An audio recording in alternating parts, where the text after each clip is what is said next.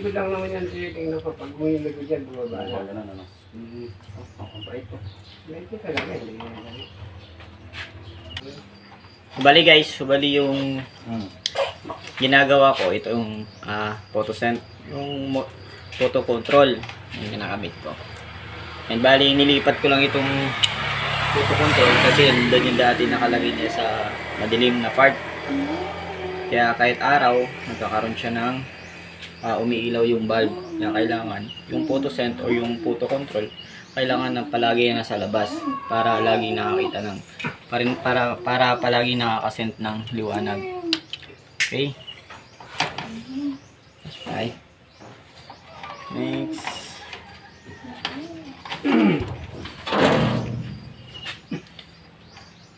And guys, bali hindi ko na siya maisa-isa sa pag-ano sa inyo yung paano i-wiring yung photosend kasi naka-set up na siya.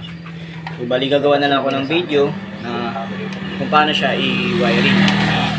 Yung photosend, meron siyang line. Ganyan, ito.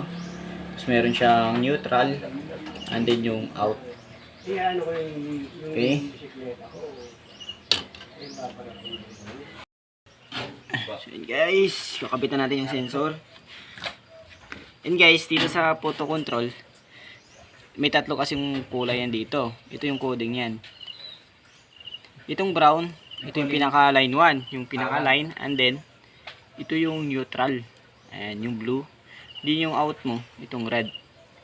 Kumbaga, ito yung pinaka line mo. Kumbaga parang switch lang to guys. Ito yung sa line 1. Ito yung line 2, nakarekta na yun papunta sa ilaw. And then ito yung ikot na galing dito sa line 1. Ayan.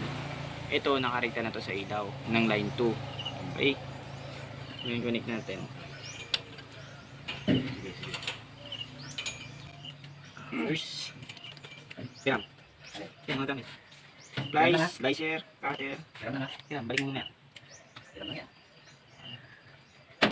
Meron na dito. Hindi nga kailangan. Pagkamutok na yun. Ha?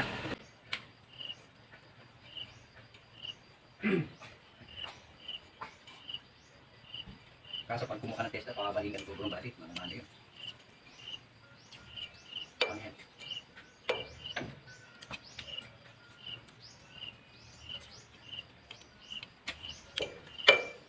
Mupiti. Sino? Waning meter. Kaya waning meter na. Hanggang mataas yung nalagay sa baba. Ito na masuk. Sino ka talaga yung bago yun? Sino ka talaga yung bago yun? Ay. Ha? Sila ng ano yung kung gano'ng kataas ang andun sa mula sa ibaba, pataas. Sandal. Open mga breaker. Ayan. Ha? Sa bumbilya. Lagyan ko muna bulb.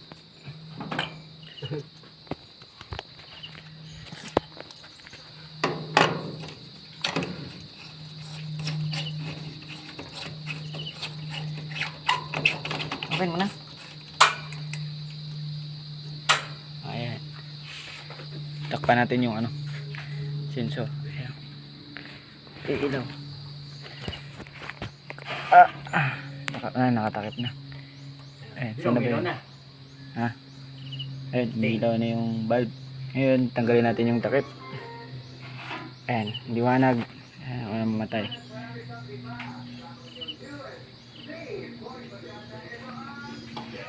Ayan, namatay na. Okay na.